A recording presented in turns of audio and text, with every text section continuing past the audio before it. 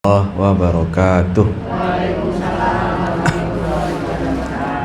Bismillah, alhamdulillah, wassalatu wassalamu ala rasulillah Sayyidina Muhammad ibn Abdillah wa ala alihi wa sahbihi wa man walah.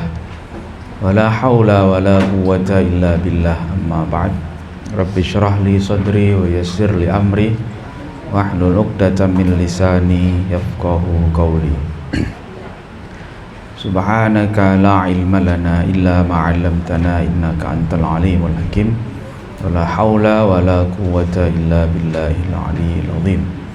Allahumma arzuqna fahman nabiyyin wa hifdzal mursalin wa ilhamal malaikatil muqarrabin.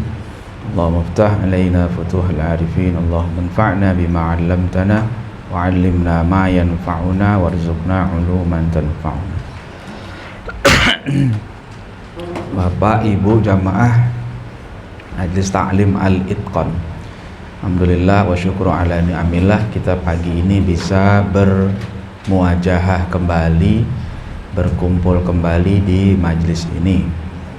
Pagi ini insyaallah kita akan membahas tentang nasihat Imam Al-Ghazali untuk penguasa. Ya, ini insyaallah menjadi satu materi yang menarik ya. Tapi karena keterbatasan waktu ya, saya hanya menyampaikan sebagian kecil saja ya, sisanya nanti Bapak Ibu bisa baca sendiri kalau mau tahu nasihat Imam Ghazali. Banyak, ada satu buku yang beliau khusus tulis untuk menasehati penguasa. Kita lihat ya. Jadi kalau kita mau lihat Imam Ghazali punya satu kitab yang berkaitan dengan politik, tapi bukan politik praktis ya, dia lebih kepada etika politik ya, adab-adab dalam memegang kekuasaan ya. Ada kitab yang khusus namanya At-Tibrul Masbuk fi Nasihatil Muluk ya, ini kitab khusus nih. Jadi ini bukan kitab Ihya Ulumuddin, di luar kitab Ihya. Sekalipun kalau kita mau lihat di Ihya juga ada banyak nasihatnya, khususnya di bab hisbah, bab amar ma'ruf nahi munkar itu ada di situ. Tapi ini lebih spesifik lagi, lebih khusus lagi Imam Al-Ghazali. Jadi ada kitabnya At-Tibrul Masbuk fi Nasihatil Muluk ya, jadi memang ini khusus nasihat untuk para raja, para penguasa, para pimpinan.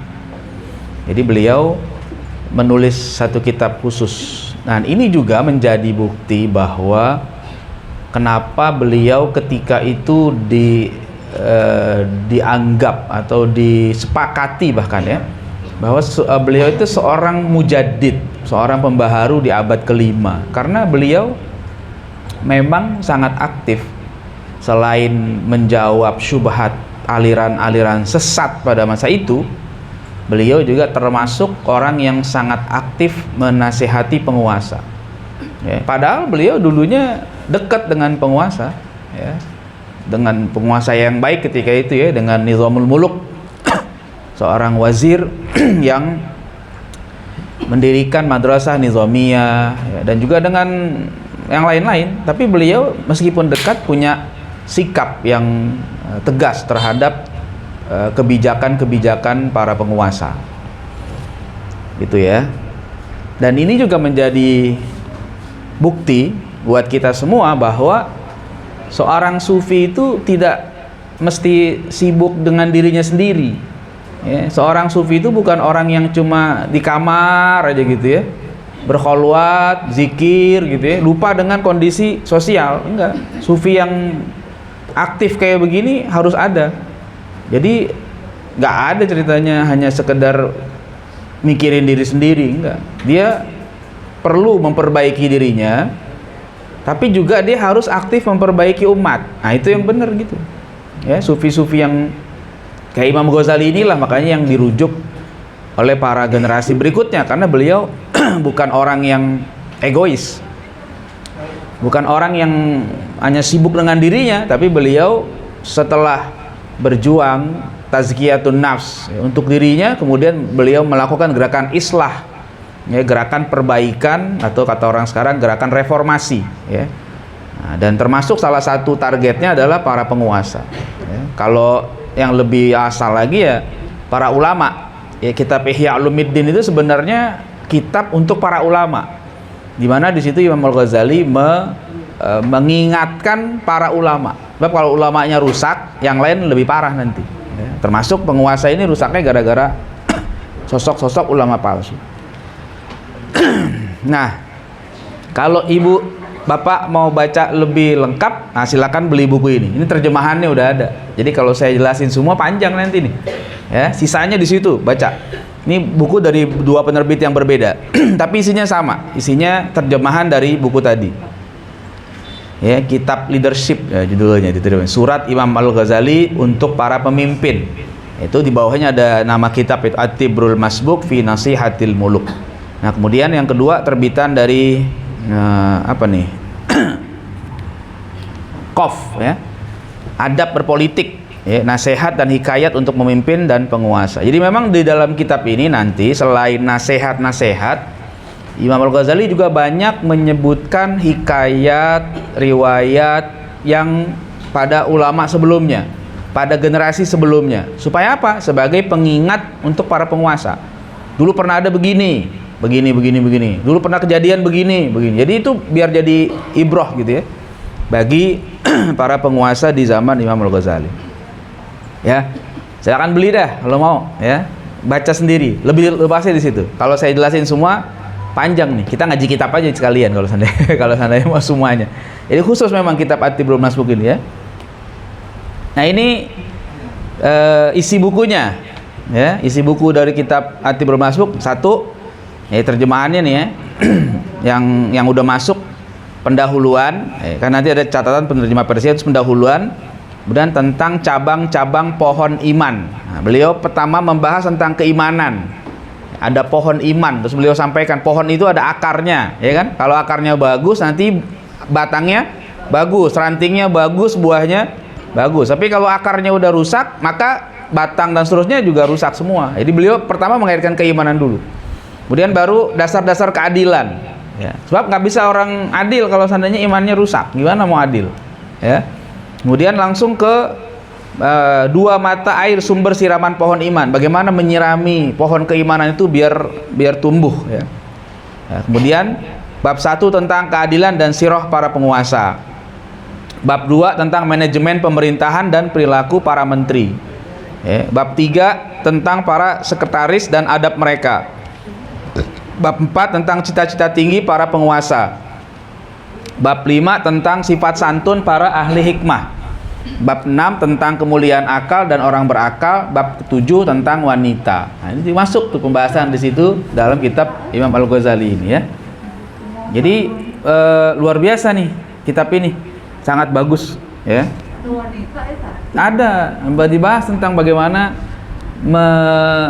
meletakkan wanita, mengatur manajemen, adab-adabnya juga perlu diperhatikan ya. Nah, itu asik ya Imam Ghazali itu kitabnya. Nah, kita langsung masuk ke ini pembahasannya nih.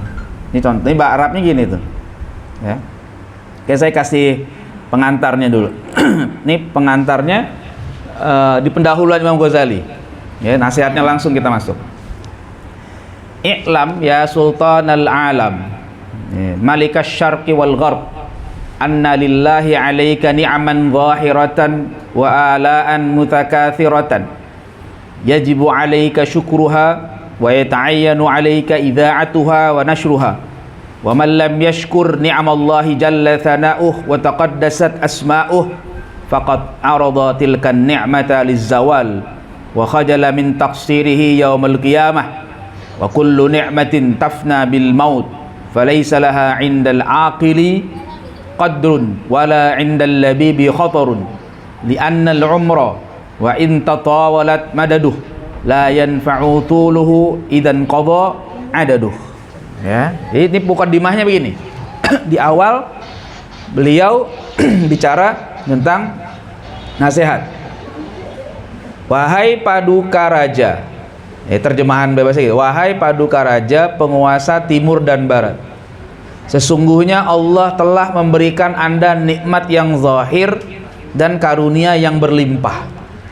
maka wajib bagi Anda untuk mensyukurinya, mendistribusikannya, dan membagikannya kepada rakyat.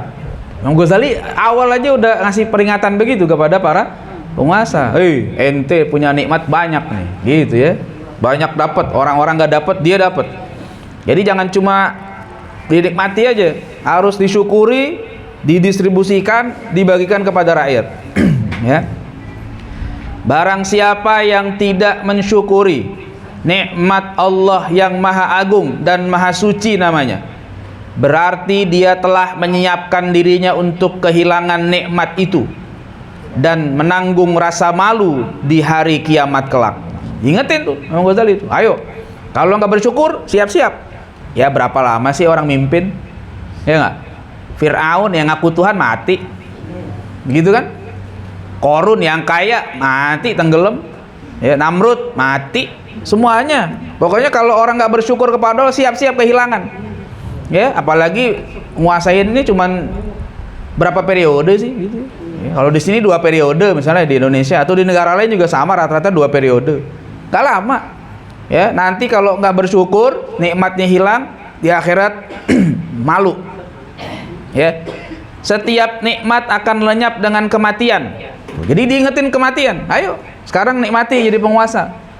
Emang penguasa hidup selamanya? Kan enggak. Ya. Bisa nggak hari ini diangkat, besok mati? Bisa. Kematian itu deket. Jangan dianggap kematian lama. Ya bercita-cita saya pengen berkuasa seumur hidup. Ya nggak sampai lama, besok mati bisa. Matinya bisa dengan penyakit, ya, bisa ditembak, ya, bisa diracun, bisa dibom, macam-macam. Mati bisa datang kapan aja. Maka kata beliau, setiap nikmat akan lenyap dengan kematian.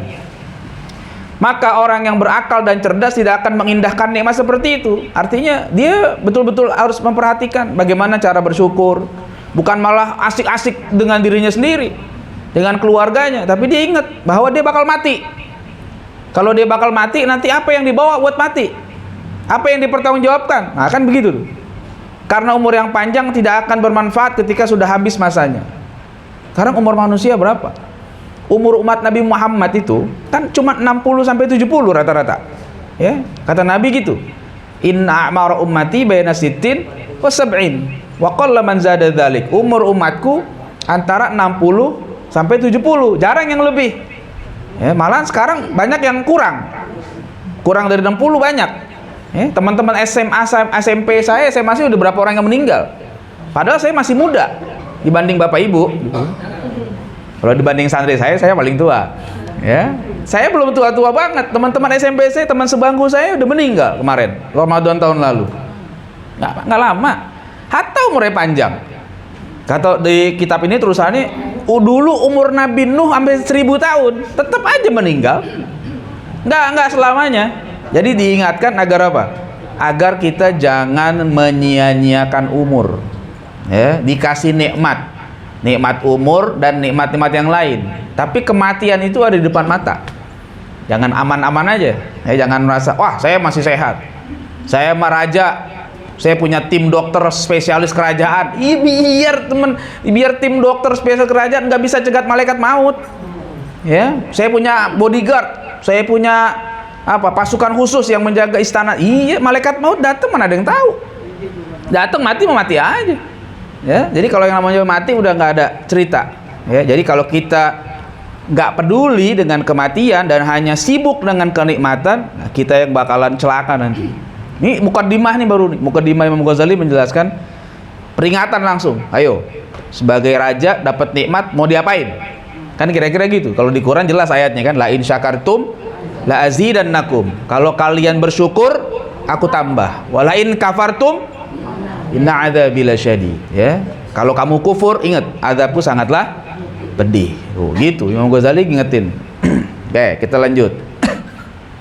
Saya masuk ke bab berikutnya yang lebih berikutnya, wa usulul adli wal insaf asyaratun. Tadi ya pokok keadilan dan insaf ada 10. Ya, sama saya nggak bahas semua karena panjang. Saya lompat-lompat tapi poin-poin yang cukup penting. Al-aslul awal min dzalik. Ya, huwa an ta'rifa awwalan qadral wilayati wa ta'lama khataraha fa innal wilayata ni'matun min ni'amillahi azza wa jalla, man qama bihaqqiha nala minas sa'adati ma la nihayata lahu wa la sa'adata ba'dahu, wa man qassara 'anil nuhudhi bihaqqiha hasala fi syaqawatin la syaqawata ba'daha illa al-kufra billahi ta'ala, wa dalilu ala 'idhami qadriha wa jalalati khatariha ma ruwiya an Rasulillah sallallahu alaihi wasallam, dan seterusnya gitu ya. Ini saya nggak terjemahin semuanya. Dasar pertama kata Imam Ghazali, engkau harus menyadari dulu nilai kepemimpinan dan mengetahui bahayanya. Jangan jadi pemimpin aja, tahu nggak nilai pemimpinan itu apa? Tahu nggak bahayanya itu apa? Emang dikira jadi pemimpin enak? Enggak enak ya, bahayanya besar. Kita ini pemimpin atau bukan? Kita pemimpin, mimpin diri sendiri. Kita pemimpin diri sendiri, itu aja bahayanya lumayan. Kalau kita nggak bisa jaga mata kita, nggak bisa jaga kuping, nggak bisa jaga mulut, tangan, kaki, perut, kemaluan, celaka kita tuh. Rakyat kita cuma 7 biji, 7 anggota doang, dikendalikan sama hati, nggak bisa ngatur, siap-siap celaka. Apalagi rakyatnya satu negeri, lebih ngeri lagi. Kalau zaman dulu lebih luas kekuasaannya, karena dulu di bawah kekuasaan Islam lebih luas ya.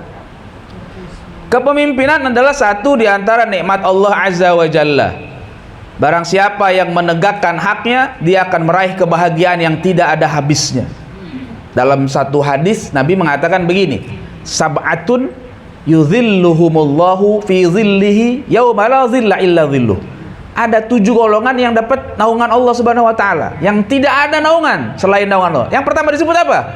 Imamun adil.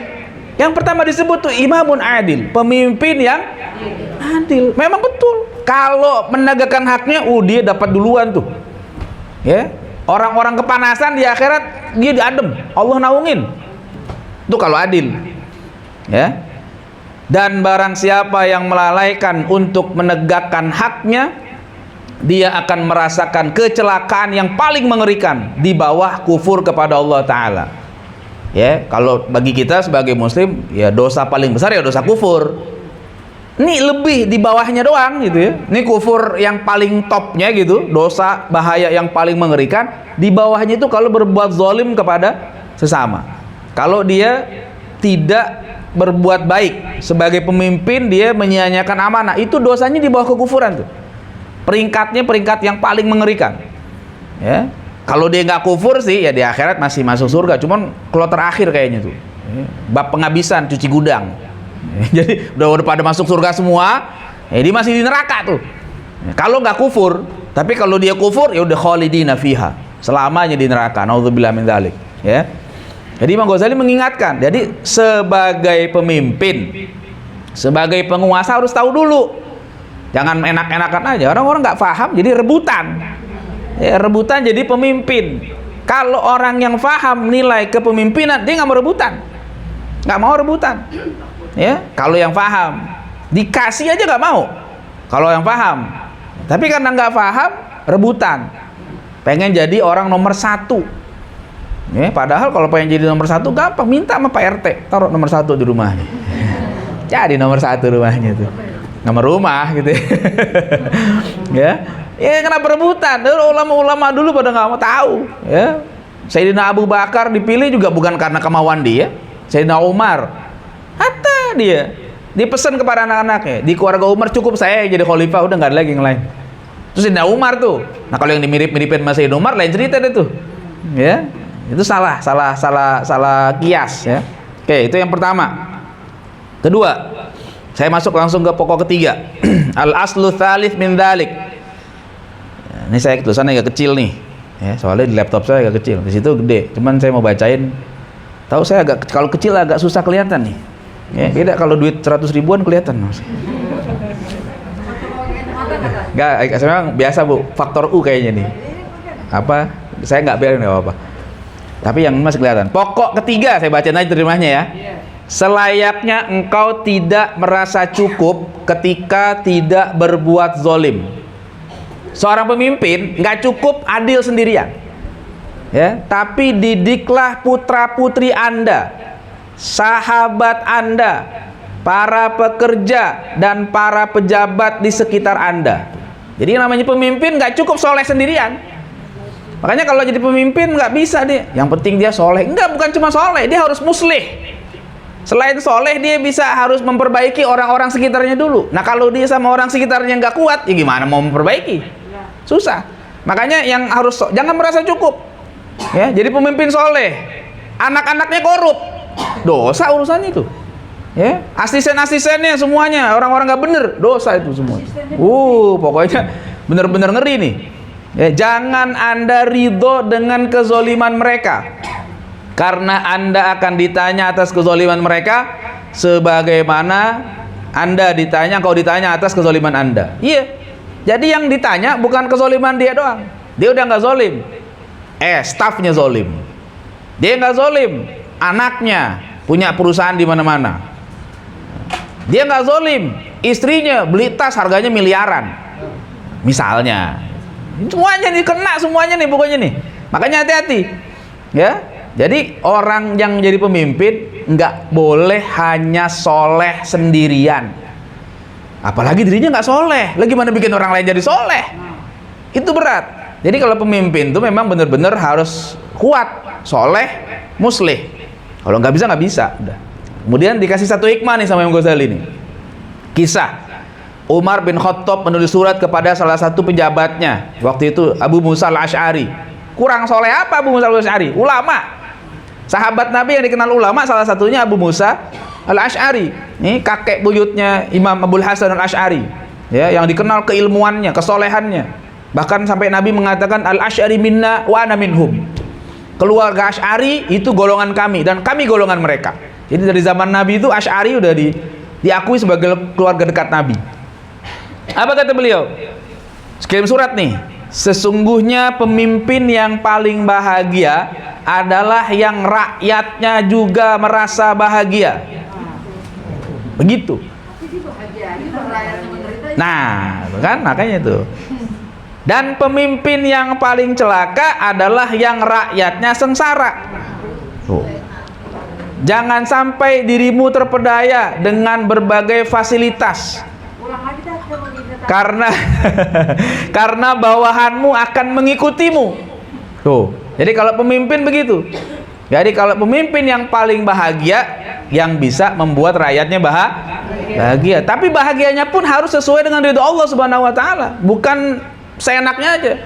Kalau rakyatnya bahagia dalam hal yang dimurka Allah nggak boleh. Misalnya pemerintah membolehkan pacaran bebas, seks bebas, ya nggak boleh. Itu bukan bahagia namanya. Mau melegakan LGBT, nggak boleh. Sebagian orang-orang yang terkutuk itu bahagia ketika LGBT dilegalkan. Tapi nggak boleh pemerintah kayak begitu. Membuat rakyat bahagia sesuai dengan hukum Allah Subhanahu wa taala, itu baru. Ya, jadi pemimpin yang baik itu pemimpin yang membuat rakyatnya bahagia. Pemimpin yang paling celaka kalau rakyatnya sengsara. Ya, rakyat susah makan, susah. Ya, pemimpinnya enak-enakan. Ya, jalan sana, jalan sini, makan enak, makan macam-macam. Harga minumannya aja sama makanan rakyat kecil mahalan minuman dia. Ya, bahaya tuh. Belum lagi stafnya. Ya, belum lagi bawahannya, belum lagi keluarganya, belum lagi ini macam-macam nih. Nih buat peringatan semua nih. Pejabat dari yang paling rendah sampai yang paling tinggi. Sama. Bukan satu aja, dari yang paling rendah, dari tingkat RT, RW, lurah, terus camat sampai ke atas semuanya. Kalau di negara kita konteksnya begitu.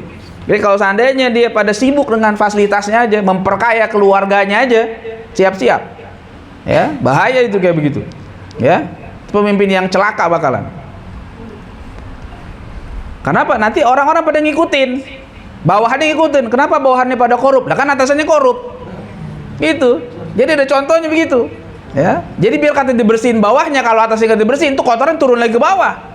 Makanya kalau kita mau bersihin rumah nih, atasnya bersihin dulu, baru bawah. Nah kalau bawah dibersihin tiap hari, atasnya ngebul, itu jatuh lagi tuh ke bawah tuh. Bersihin dari atas. Nah, begitu tuh. Cocok dah. Ya. Apa katanya lagi?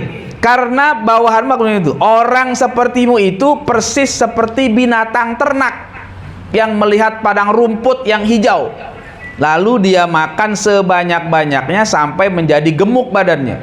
Ibaratnya nih, ada kerbau, sapi ngelihat padang rumput, enak gak? Seneng lah orang makanan dia itu. Cuma namanya sapi, namanya kerbau, nggak punya akal. Ya, dia makan aja sebanyak-banyaknya. Ya, dia makan sebanyak-banyak sampai menjadi gemuk badannya. Padahal gemuk badannya itu menjadi sebab binasa dirinya. Kenapa? Karena dengan sebab gemuk itu dia akan disembelih dan dimakan. Ya kan? Kita kalau nyari binatang kurban, mau yang gemuk apa yang kurus? Yang gemuk, nah itu. Gitu juga sebenarnya. Cakep nih perumpamaan Sayyidina Umar bin Khattab. Jadi kalau ada orang yang pada serakah, bakal celaka. Ini dimakan, itu dimakan, ini dikorup, itu dikorup. Ini dia punya saham, di sana punya saham. Banyak banget dah. Lahan sana, lahan sini. Sampai di luar negeri punya lahan. Nah, ntar tinggal nih, ibarat sapi tinggal tunggu disembelih doang gitu. Ya, semuanya punya. Ya, duitnya nggak habis-habis. Kita duit susah, ditambah banyak. Wow. Berapa tahun ngejabat bukan berkurang hartanya, tambah banyak. Ya udah, siap disembelih nanti. Ya, nggak di dunia, di akhirat gitu. Kalau di dunia kayak sapi ya dicari. Nggak ada orang nyari sapi yang kurus, nggak mau cari yang gemuk. Kenapa? Dagingnya banyak. Gitu juga orang-orang yang makan yang haram sana sini disikat semuanya. Ntar tinggal nunggu aja. Jadi ini nasihatnya mantep nih Sayyidina Umar kepada bawahannya. Ini mestinya kayak begini nih. Ya, idealnya pemimpin gitu, ingetin bawahan, awas. Jangan sampai begitu. Nah, kalau ada yang macam-macam, hukum. Nah, itu baru tuh luar biasa. Ya. Ya, mudah-mudahan ini kan nasihat ya. Sekarang saya masuk ke pasal 6. Ya. Pasal ke-6. Al-aslu sadis alla tahtaqiran tidhar arbabil hawaij wa wuqufihim bibabika wahdhar min hadzal khatar wa mata kana li ahadin minal muslimin ilaika hajah fala tashtaghil an qada'iha binawafilil ibadat fa inna qada'al hawaijil muslimin afdalu min nawafilil ibadat.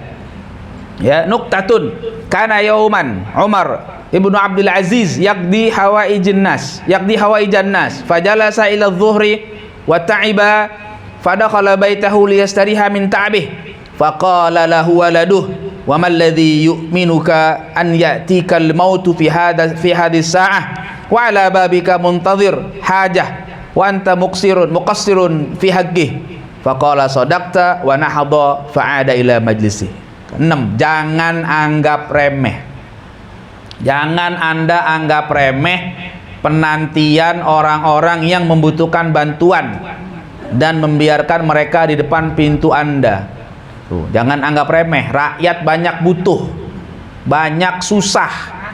Menyampaikan ini itu dicuekin, nggak diperduliin. Awas, jangan anggap remeh yang kayak begitu tuh. Ya, rakyat udah kelaparan, rakyat kesusahan, teriak-teriak, ya. Makan susah, sakit susah, ya. Awas, hati-hati. Waspadalah dengan konsekuensi sikap ini. Ketika ada salah seorang muslim butuh kepada Anda, maka jangan sibuk ibadah sunnah sampai mengabaikan mereka. Karena menunaikan hajat kaum muslimin itu lebih utama daripada ibadah sunnah.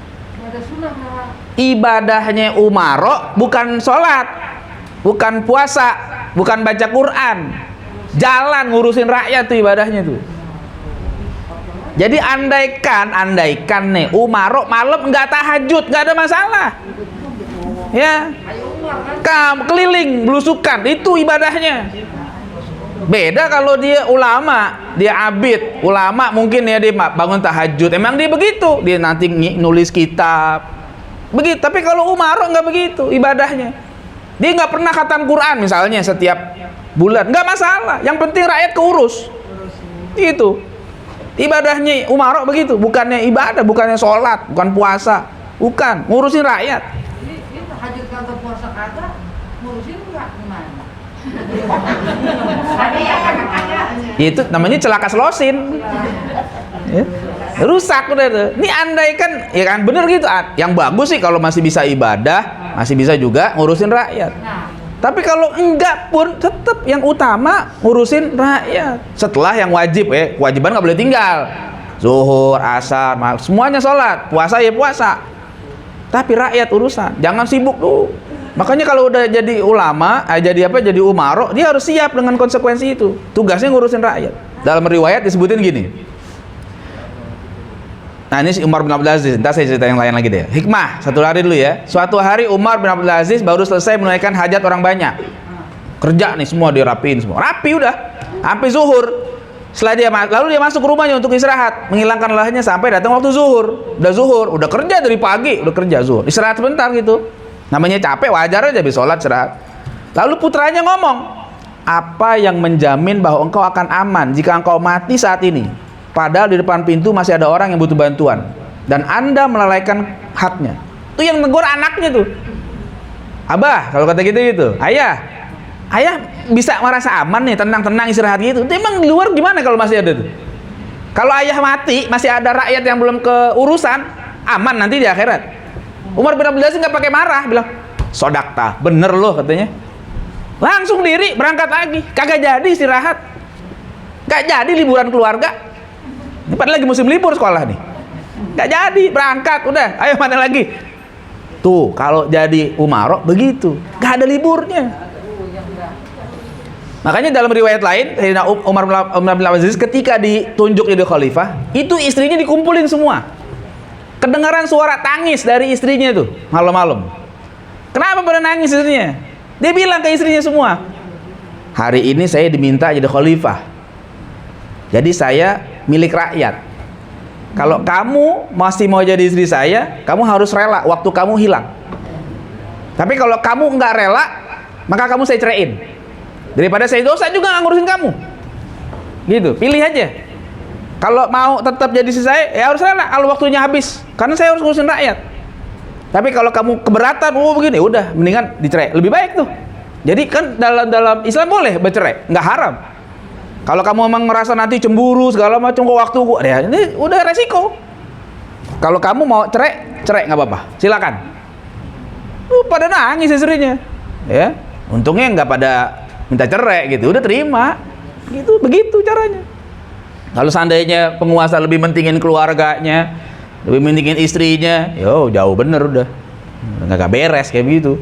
Segala kebutuhan istrinya dipenuhi, maunya ini dibeliin segala macam. Wah, anak-anaknya juga, rakyatnya nggak diperhatiin. Wah, repot tuh kayak begitu. Jangan lah ya.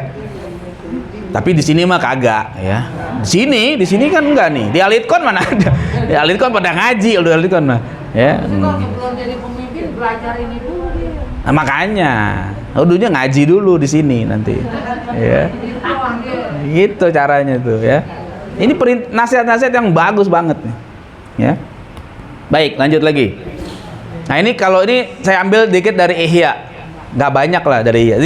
Di kitab itu juga sebenarnya ada nanti ya. Beliau jelaskan di Ihya.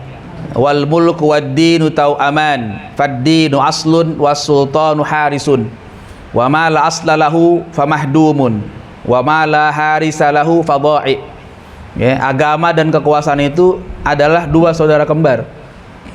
Agama adalah pondasinya, kekuasaan adalah penjaganya. Apapun yang tidak memiliki pondasi akan roboh, apapun yang tidak memiliki penjaga akan hilang. Jadi kita tuh nggak mengenal konsep sekuler dalam kepemimpinan. Jadi nggak ada tuh istilahnya agama sendiri jalan, kekuasaan jalan sendiri, nggak ada. Semuanya bersinergi. Ya, jadi agama dan kekuasaan tuh jangan dipisahkan. Kalau udah dipisahkan, ya jadi sekuler, akhirnya nggak bener. Jadi agama dijaga oleh kekuasaan, kekuasaan harus berjalan sesuai dengan agama, itu baru bener. Ya, jadi makanya para penguasa harus meletakkan ulama di atas mereka, supaya jalannya nggak belok. Kumpulin ulama, minta datang menjadi penasehat. Bagaimana kalau saya begini? Bagaimana kalau itu? Cari penasehat-penasehat yang bagus supaya jalannya lurus. Jangan dengerin pembisik-pembisik yang kagak bener. Kumpulin tuh ulama-ulama. Umar bin Abdul Aziz itu ulama selain dia umaro. Itu sering kumpul dengan ulama di tempat kerjanya, minta nasihat, masukan segala macam. Nggak segen-segen. Jadi kalau yang namanya pemimpin yang benar, dia harus cinta kepada ulama. Kenapa? Karena dia yang akan menjaga nih. Ulama-ulama ini yang akan apa? Tahu membuatkan pondasi. Kalau rumah biar kagak roboh, pondasinya kudu kuat. Ulama-ulama nih yang jagain. Nah kemudian setelah itu ulama dijaga lagi sama penguasa. Jangan sampai ulama dipersekusi, jangan sampai ulama dizolimi, jangan sampai ulama ditelantari. Itu begitu.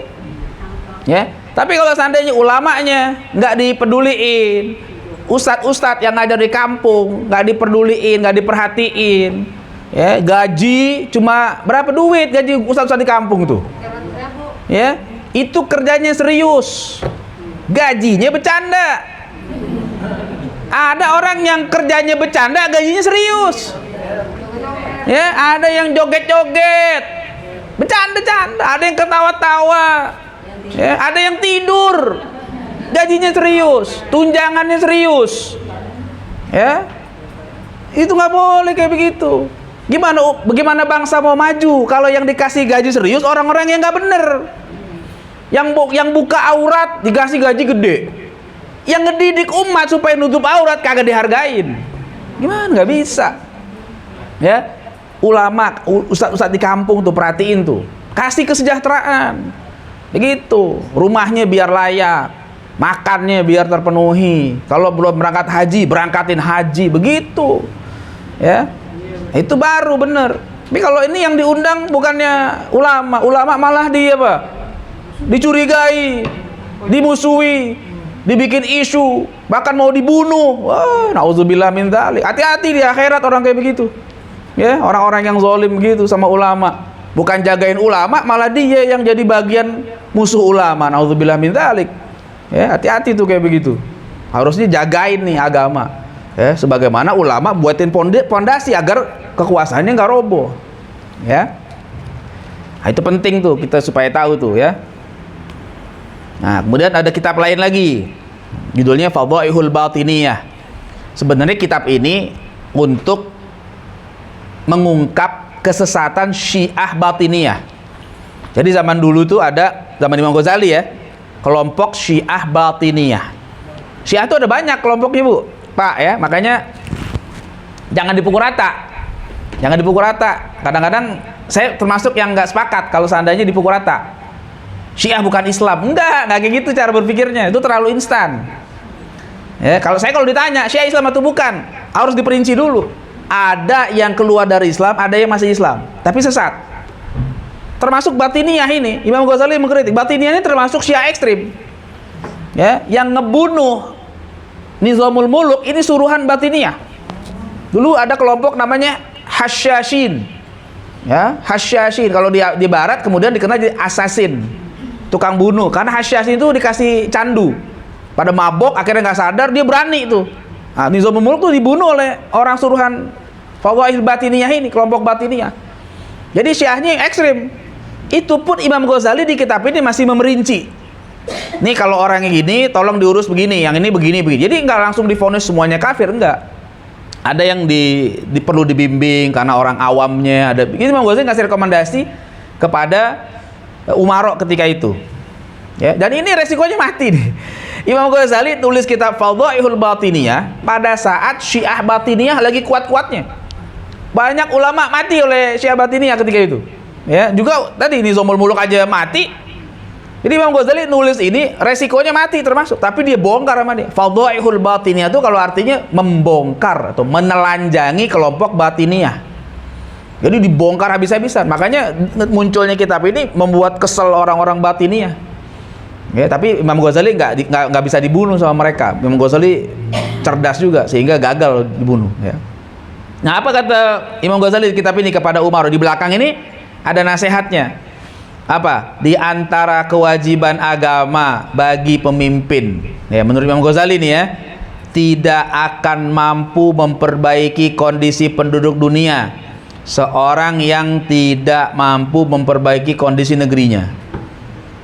Tidak akan mampu memperbaiki negerinya seorang yang tidak mampu memperbaiki keluarganya. Tidak akan mampu memperbaiki keluarganya seseorang yang tidak mampu memperbaiki dirinya. Oleh karena itu, hendaknya mulai dengan memperbaiki hati dan menata dirinya. Orang yang tidak mau memperbaiki dirinya, tapi mau memperbaiki orang lain, maka dia adalah orang yang tertipu. Orang yang tidak mampu memperbaiki dirinya, tapi berambisi memperbaiki orang lain, seperti orang buta yang ingin menuntun orang-orang buta. Sama, jatuh semua. Ya, jadi makanya kalau milih pemimpin, ya, itu lihat dia gimana, kehidupan dia gimana, keluarganya bagaimana. Itu penting, itu salah satu referensi. Kenapa? Karena orang yang bisa jadi pemimpin dari yang paling kecil dulu, mimpin dirinya dulu, mimpin keluarganya dulu, gitu. Nah, kalau seandainya perilaku keluarganya nggak bener, ya, track record keluarganya foya-foya, hedon dan segala macam, ya gimana dia mau mimpin masyarakat? Susah. Maka orang-orang itu harus jeli, harus lihat orangnya baik nggak. Selama ini track recordnya baik apa enggak? Oh, dia baik. Oke, keluarganya gimana? Oh, keluarganya juga baik. Hidupnya sederhana, nggak macem-macem. Oke, ini udah bagus nih. Nah, terus gimana nanti? Kasih kesempatan, ya. Dan berjenjang biasanya. Kesempatannya dikasih yang kecil dulu, skupnya. Oh, rapi. Dikasih yang lebih besar lagi. Begitu. Ini kadang-kadang enggak. Yang kecil belum terbukti loncat. Ya, loncat, katanya kalau lompat bisa gampang memperbaiki masalah. Enggak, justru tambah masalah. Ya, belum kelar di sini lompat ke sana. Belum kelar di situ lompat ke sana lagi. Nah, itu bahaya. Ya, jadi jangan menganggap remeh masalah kepemimpinan dengan menganggap kalau saya jadi ini akan lebih gampang ngurus. Enggak, justru semakin besar yang diurus semakin gampang apa semakin susah? Makin susah. Makanya kalau orang yang benar jadi pemimpin itu dari bawah dulu. Ya, dari bawah dulu, dirinya bener dulu, keluarganya diurus, terus dimulai ke masyarakat, mimpin masyarakat itu, ya, jadi ketua DKM dulu, gitu misalnya itu. Kalau udah bener, nah nanti orang lihat kepercayaan, oh bisa nih dipercaya, naik lagi, mimpin skup yang lebih besar, ya, di tingkat RT, RW, lurah, terus begitu. Enggak, di tingkat yang kecil berantakan, bohongnya banyak. Mau langsung ke tingkat yang paling gede, ampun. Ya, dipercaya lagi orang kayak begitu. Ya salam. Ya, itu kiamat udah dekat kayaknya. Ya, tapi tenang gue ya. Jadi itu gambaran fenomena yang digambarin Imam Ghazali. Makanya kalau coba Nabi Muhammad, contoh paling kita lah. Kita nggak nyontoh yang lain deh. Nabi Muhammad sebelum memimpin, beliau memimpin dirinya sendiri dulu. Dirinya baik, dirinya soleh. Baru kata Allah apa? Wa anzir ashiratakal aqrabin. Keluargamu tuh deket-deket tuh semuanya urusin dulu tuh. Dan itu Allah juga bilang itu kan, ya ayyuhalladzina amanu qu anfusakum wa ahlikum naro. Gitu. Keluarganya dulu urusin. Siapa lagi? Sahabat-sahabat deketnya. Kan begitu cara bertahap tuh. Sahabat-sahabat dulu nih, yang dekat, yang percaya. Sayyidina Abu Bakar diajak, Sayyidina Abu Bakar ngajak Sayyidina Utsman. Begitu pelan-pelan dikit-dikit dulu tuh. Ya, sampai akhirnya berdakwah di sir secara pelan-pelan, ya kan? Terus lagi nanti mengembangkan lagi sampai emang gampang nggak gitu? Nggak gampang. Pelan-pelan sampai akhirnya ngatur strategi begini gini. Ya. Sampai akhirnya kuat pondasinya, akidahnya kuat segala macam. Baru mendirikan daulah di Madinah. Setelah 13 tahun di Mekah berjuang mengatur strategi dan sebagainya, di Madinah itu pun nggak langsung bikin daulah. Ya, bikin masjid dulu. Ya, bikin dulu membina generasinya, siapa orang-orangnya. Ya, makanya ketika itu menjelma Islam itu bukan sebagai agama saja, tapi sebagai peradaban. Kenapa? Nabi begitu cara bertahap dari yang kecil terus sampai akhirnya bukan cuma pemimpin dunia Nabi itu, pemimpin akhirat Nabi itu kayak begitu. Ya, kenapa? Karena caranya begitu pelan-pelan. Ya, begitu juga dengan yang berikutnya, Sayyidina Abu Bakar juga kan ngikutin Nabi dari awal. Ya, makanya ketika Nabi wafat orang-orang tahu siapa yang layak gantiin. Abu Bakar. Bukan itu kebetulan, bukan karena masalah teman dekat, bukan. Di saat orang pada genting Nabi Muhammad wafat, yang paling kuat jiwanya Abu Bakar. Bahkan Sayyidina Umar aja ketika itu lupa.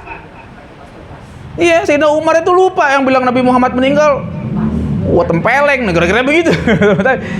Ya, tapi Sayyidina Abu Bakar jiwanya paling kuat. Langsung berdiri di saat orang lihat pada genting. Man kana ya'budu Muhammadan fa inna Muhammadan qad mata. Barang siapa yang menyembah Muhammad, Muhammad sudah mati. Man kana ya'budullaha fa innallaha hayyun la yamut. Yang nyembah Allah, Allah selalu hidup, tidak pernah mati. Gitu. Akhirnya Sayyidina Umar langsung iya ya. Lemes tadinya diri langsung duduk. Baca ayat itu.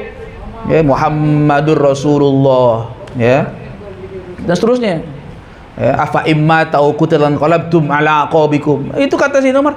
Itu ayat kita sering baca. Kenapa jadi begini? Kenapa? Saking cinta sama Nabi lupa gitu ya. Gak ada yang kuat jiwanya kayak Sayyidina Abu Bakar. Jadi bukan instan. Jadi pemimpin yang benar itu bukan diciptakan, ya, bukan diciptakan, apalagi diciptakan oleh media. Itu bukan pemimpin. Ya, pemimpin itu harus dilahirkan lewat pendidikan. Ya, Nabi dididik langsung oleh Allah Subhanahu Wa Taala. Sayyidina Abu Bakar dididik langsung oleh Nabi. Jadi itulah pemimpin. Jadi pemimpin itu nggak bisa instan. Kita nggak tahu jalannya bagaimana tiba-tiba muncul, nggak bisa. Ya, nggak boleh kayak begitu. Ya, dan ini termasuk pemimpin apa saja, bukan hanya pemimpin politik, pemimpin agama pun nggak boleh. Dari ajang-ajang instan nggak bisa jadi pemimpin. Enak bener cuma ikut acara sebulan 2 bulan dia langsung jadi kiai, enak banget kayak begitu. Nggak boleh. Ya. Langsung baru ikut pesantren kilat jadi kiai, nggak bisa. Ya, ya kalau pengen jadi pemimpin agama jadi kiai, ngajinya harus jelas. Ya, ngajinya sama siapa, berapa tahun dia ngaji di situ, bagaimana kualitas ilmunya, diakui apa enggak, udahkah dia memimpin masyarakat dari yang kecil ya sampai yang terus gitu. Orang akhir mengakui, oh dia pantas dipanggil kiai, dipanggil ulama. Ya, nggak cuma ikut ajang pencarian bakat langsung jadi kiai. Nggak bisa gitu, tuh terlalu instan kayak begitu. Ya, sekarang orang lebih suka yang viral-viral. Ya, sukanya yang tenar-tenar, tapi belum tentu benar. Ya. Jadi akhirnya banyak kekeliruan di mana-mana. Kenapa? Orang lebih menghargai yang tenar. Kalau ada aja pengajian yang isi ustazah yang tenar penuh. Ya, meskipun yang disampaikan biasanya bukan ilmu. Banyak yang salah kadang-kadang. Ngantrinya sampai ada tiket masuk. Iya, sampai saya yang ngomong gini ada seorang DKM masjid cerita gitu. Kenapa? Kalau yang undang itu sampai tiket masuk 200.000. Wah, masuknya gede itu. Apa yang disampaikan? Ya bukan berarti nggak sama sekali ada manfaat. Cuman kadang-kadang ada yang salah, bukan kapasitasnya disampaikan. Ya. Tapi kalau ada ustadz-ustadz yang benar, yang soleh, yang ngajarin ilmu yang manfaat, ya ustadznya udah datang setengah jam, ini masih belum datang jamaahnya. Bukan di sini kagak. Di sono, di sini mah kagak, di sini udah datang duluan tadi. Tempat lain nih, kita udah datang setengah jam, masih belum datang, sepi, ya. Baru mendung dikit, kayaknya ustadz kagak datang, susun ustadz. Ya gitu, kayaknya gak datang nih, mendung nih ustadz dari Depok jauh nih. Itu seuzon. Ini jangan. Jadi kita harus apa? Lihat, ini pemimpin bukan hanya pemimpin politik, pemimpin agama hari ini banyak yang instan. Beneran. Saya juga rada-rada kurang nyaman sebenarnya ketika mendengar ada orang dikit-dikit dipanggil ustadz, dikit-dikit dipanggil kiai. Iya bener. Panggil Gus. Ya gimana macem-macem dah. Panggil Gus lah. Ya. Sekarang orang, kalau dulu orang bikin pesantren itu memang benar-benar kiai. Sekarang orang punya duit bisa bikin pesantren. Yang penting punya duit, punya lahan, punya bangunan, bikin. Langsung dipanggil kiai. Nggak bisa begitu. Jangan, ya. Anak kiai pasti kiai bukan? Belum tentu. Ya sekarang mentang-mentang anak kiai langsung bapaknya nggak ada, langsung diangkat jadi kiai. Kapan ngajinya? Kalau selama hidup bapaknya dia ngaji, dia nemenin bapaknya, ngedampingin, bisa ngebadalin, orang kelihatan kualitasnya, oke. Bapaknya kali udah nggak, dia ada anaknya, bisa tuh. Tapi kalau anaknya nggak pernah ngaji, gaya doang digedein, ya jangan dijadiin pengganti bapaknya, nggak layak. Ya, jangan begitu. Jadi itu pemimpin juga itu nggak kalah dengan rusaknya dengan pemimpin politik. Ya, bahkan itu lebih ngerusak. Ya, nah itu makanya penting tuh kita tahu tuh. Oke, lanjut. Nah ini juga kalau tadi berkaitan dengan masalah duniawi, nasihat Imam Ghazali, sekarang berkaitan dengan masalah agama. Ini dalam kitab yang lain, dalam kitab Ayyuhal Walad, Imam Ghazali bilang gini, wa kullu wa'dhin la yakunu hakadha fa huwa wabalun ala man qala wa sami'a bal qila innahu ghaulun wa syaitan yadhhabu bil khalqi 'anit tariq wa yuhlikuhum fayajibu 'alaihim ay yafirru minhu li anna ma yufsiduhu hadzal qa'il min dinihim la yastati'u bimithli syaitan. Ini tentang juru nasihat. Kalau ada orang gitu ya, setiap nasihat yang tidak seperti ini maka dia hanyalah bencana bagi yang menyampaikan dan mendengarkan. Bahkan dikatakan dia, maksudnya itu juru nasihat, kalau kata kita sekarang ustadz yang dipanggil ustadz, yang dipanggil kiai, yang dipanggil abuya, apa segala macam tuh. Kalau ngomongnya nggak bener, katanya dia adalah hantu dan setan, menjauhkan manusia dari jalan Allah Ta'ala, bahkan membinasakan mereka. Hati-hati tuh. Maka wajib orang-orang menjauhi juru nasihat semacam itu, karena apa yang dirusak oleh pembicara itu adalah agama orang-orang. Bahkan setan pun tidak mampu melakukan kejahatan semacam itu. Kenapa? Karena kalau setan udah ketahuan kartunya, emang setan, orang pasti menjauhi. Nah kalau ini pakaiannya pakaian ulama, pakaiannya pakaian orang soleh, tapi ajarannya nggak bener, ya, ajarannya ajaran sesat, ngomongnya nggak jelas, makoli. Itu jangan didengerin orang kayak begitu, orang gila kayak begitu, dibiarin. Nah itu masalah, itu tanggung jawab pemerintah. Tangkep yang kayak begitu, masukin rumah sakit jiwa. Iya, itu contoh. Jadi kita nih yang jadi pemimpin bukan cuma ngurusin makan, bukan cuma ngurusin kesehatan. Iya itu perlu. Makan jangan sampai rakyat terlantar, kesehatan jangan sampai terlantar, pendidikan jangan sampai terlantar. Agama juga diperhatiin. Yang namanya penguasa harus ngurusin agama masyarakat. Kalau ada masyarakat kagak sholat, pemerintah nggak boleh diam itu. Penguasa nggak boleh diam, pemimpin nggak boleh diam. Ya, tanggung jawab. Kalau ada orang banyak buka aurat di mana-mana, pemerintah nggak boleh diam. Wajib tuh ditegur tuh. Bikin undang-undang. Kekuatannya di situ. Kalau ulama paling cuma bisa sebatas menasehati, ngeluarin fatwa. Fatwa aja sekarang udah diremehkan. Kalau nggak dibantu kekuatan pemerintah, nggak kelar. Kalau sekarang banyak boti di mana-mana tuh. Kalau ulama paling cuma bisa mengecam, ngasih fatwa. Iya masyarakat menghindar. Tapi kalau sama penguasa yang baik, tangkep. Nah, kelar itu udah. Nggak bakal beranak pinak tuh boti tuh. Jatuhin dari Monas. Ya. Tapi masalahnya sekarang boti di mana-mana tuh. Ya, boti di mana-mana dibiarin, kagak ada hukum. Alasannya apa? Hak asasi manusia. Nggak bisa begitu. Jadi ini masalah agama, ya, harus betul-betul dijaga. Jadi termasuk orang-orang yang dianggap pinter. Kita lihat nih. Imam Ghazali nasihatin, "Wa man kanat lahu yadun wa qudratun yajibu alaihi ayyanzilahu atau ayyunzilahu min an manabiril muslimin wa yamna'u amma basyarahu fa innahu min jumlatil amri bil ma'ruf wan nahyi anil munkar." Barang siapa yang memiliki wewenang dan kekuasaan, maka wajib untuk menurunkan orang semacam itu dari mimbar-mimbar kaum muslimin, mencegahnya dari menemui orang-orang, karena ini termasuk bagian dari amar ma'ruf dan nahi munkar. Tuh, wajib tuh. Kalau ada dai-dai nyeleneh, tangkep, jangan kasih ngomong. Nggak boleh, dia dikasih mimbar bebas, ya udah kacau, rusak. Iya kan, orang yang kayak gitu tiap hari kita lihat pengikutnya banyak, dapat penghargaan, duta ini, duta itu. Orang gila. Nggak boleh. Kenapa dipiara orang kayak begitu? Kalau nggak ada maksud di belakang itu, nggak mungkin. Ya, orang yang ngajarin tasawuf aneh-aneh, jadi jelek, bikin jelek nama tasawuf. Ya, pakai baju merah putih lah stylenya, peci tinggi-tinggi. Ya, dibilang orang kafir, utusan malaikat Jibril lah. Ya. Banyak orang-orang gitu. Itu nggak boleh dibiarin. Kenapa? Dia jauh lebih ngerusak. Kalau Umar nggak memperhatikan makanan, paling rakyat mati kelaparan. Begitu mati, penyakitnya selesai. Tapi kalau masyarakat dibiarkan dengan ulama-ulama palsu kayak begini, pada sesat, begitu mati masuk neraka, itu urusannya tuh lebih parah. Ya, maka Umar nggak boleh diam dengan orang oknum-oknum yang kayak begitu.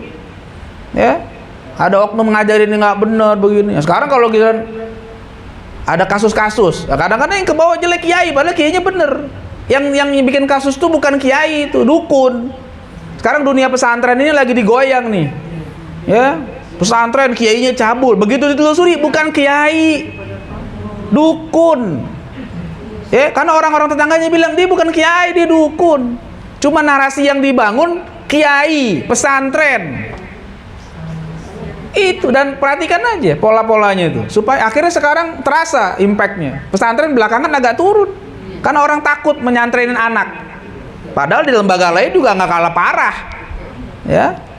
Begitu narasi-narasi berkembang gitu. Dukun dibilang kiai, dukun dibilang ustadz. Bukan, dia bukan. Harus diteliti betul-betul, ini orang bener apa enggak, ngajinya ya bener apa enggak, ya, yang diajarin bener apa enggak. Begitu, kalau enggak jangan dibiarin. Nah, sekarang orang-orang yang ngajarin kesesatan dipantengin aja, diantepin aja, biarin. Nah, dosa tuh. Ya, itu lebih bahaya daripada pemerintah menelantarkan rakyat nggak makan. Ya, nggak makan salah, sampai ada kelaparan itu dosa. Tapi ada sampai umat kehilangan iman, itu tanggung jawabnya berat itu. Berat itu, ngeri tanggung jawab. Makanya kita kan kalau lagi upacara sekolah dulu nyanyi lagu bangunlah jiwanya, bangunlah badan. Jadi bukan cuma ngurusin badan, bukan cuma ngurusin fisik, jiwa diurusin nggak tuh, sholatnya, puasanya. Nah, sekarang orang puasa suruh menghargai yang tidak puasa. Itu aturan dari mana kayak begitu? Ya, itu pada zaman suatu hari dulu. Ya, hargai yang tidak puasa. Mana ada kayak begitu? Harusnya yang nggak puasa ditangkep, penjarain sampai maghrib. Hukum fikihnya begitu. Orang yang nggak puasa nih makan di jalan, tangkep, taruh di penjara, jangan kasih makan, jangan kasih minum. Maghrib baru bebasin. Supaya dia ngerasain, akhirnya terpaksa puasa. Besok-besok dia mikir, ya, daripada gue di penjara nggak makan nggak minum juga, mendingan puasa. Begitu. Yang nggak sholat tangkep, suruh tobat, nggak mau tobat juga bunuh. Secara hukum fikih, meskipun nanti yang mengambil tindakan hakim, ya, karena itu memang hukuman bagi orang yang meninggalkan sholat, orang yang murtad, orang yang mencuri, itu ada hukumnya. Jadi benar-benar harus dijalanin kalau mau tuh. Nah, jangan sampai membiarkan orang-orang sembarangan bicara, ya, ngomong. Sekarang karena terlalu bebas, media sosial orang punya, bisa bikin konten apa aja. Nah, harusnya konten-konten dipilih, kira-kira yang berbahaya nih, ngomongnya nggak bener, ngajarin nggak bener, panggil, tangkep, supaya masyarakat selamat dari ajaran-ajaran yang menyimpang, dari ajaran-ajaran yang nggak bener, ya. Tuh. Nah, kemudian nih, nah ini sikap kita nih dari Imam Ghazali nih. Nah, buat kita gimana? Wasalith mimma tadau alla tukhalitul umara, alla tukhalitul umara wassalatin, wala tarahum li'anna ru'yatahum mujalasatuhum mukhalatahum afatun 'azimah. Walau ibtulita biha da'anka badahum wa thanahum, li'anna Allah Ta'ala yaghdabu idza mudihal fasiq wal zalim, wa man da'a li tuli baqaihim faqad ahabba ayyasiyallah ayyusallahu fi ardih. Nah, ini nasihat Imam Ghazali buat kita orang-orang awam. Di antara yang perlu kau tinggalkan adalah jangan bergaul dengan para pejabat dan para sultan atau raja. Kalau nggak kuat, mendingan jauh-jauh.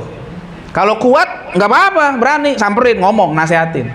Kalau kuat, kalau siap. Kalau nggak siap, akhirnya bukan kita ngubah mereka, kita berubah. Jangan begitu. Dan jangan pernah melihat mereka, karena melihat mereka dan bergaul dengan mereka itu membawa bahaya besar. Iya. Niatnya nanti kita pengen nasihatin, begitu udah masuk beda cerita itu nanti tuh. Makanya kalau nggak kuat hati-hati, mendingan udah jangan apa, jangan deket-deket. Kenal nggak apa-apa, kenal, tapi jangan sampai kita terlalu deket banget, apalagi sampai ngejilat-jilat. Naudzubillah min dzalik. Ini maksudnya yang zalim kan? Iya, yang zalim.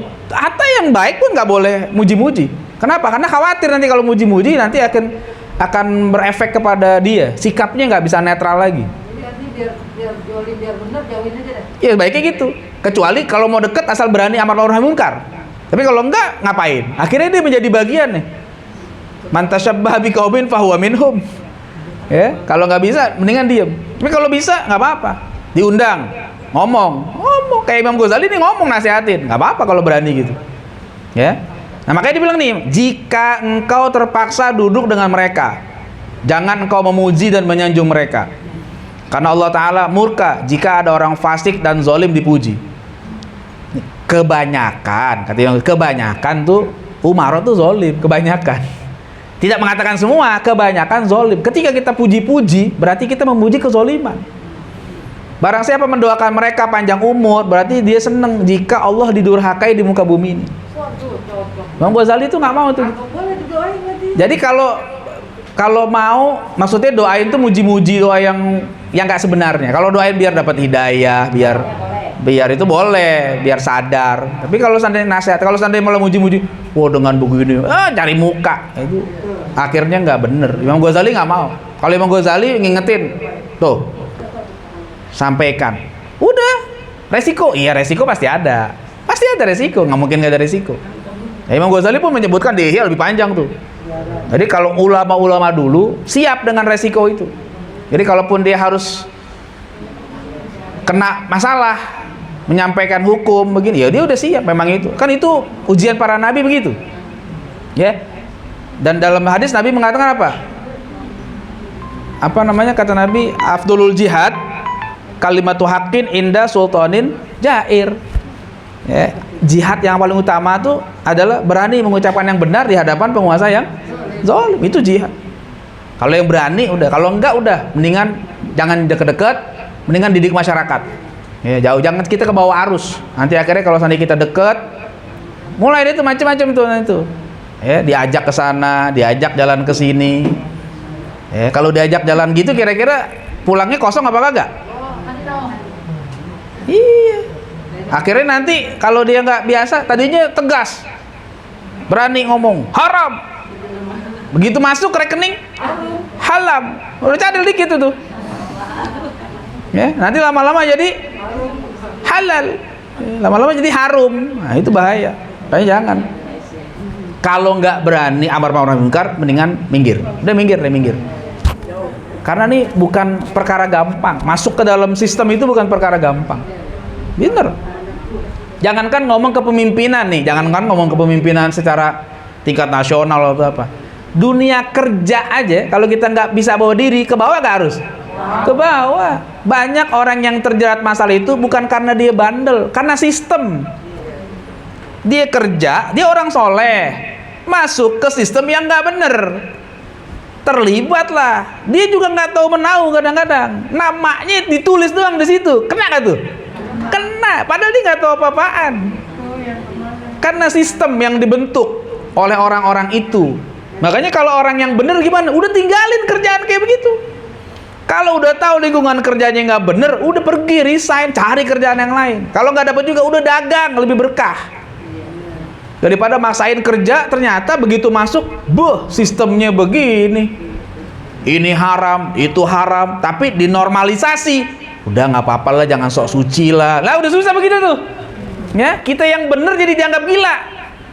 Karena orang-orangnya pada orang gila kebanyakan di situ.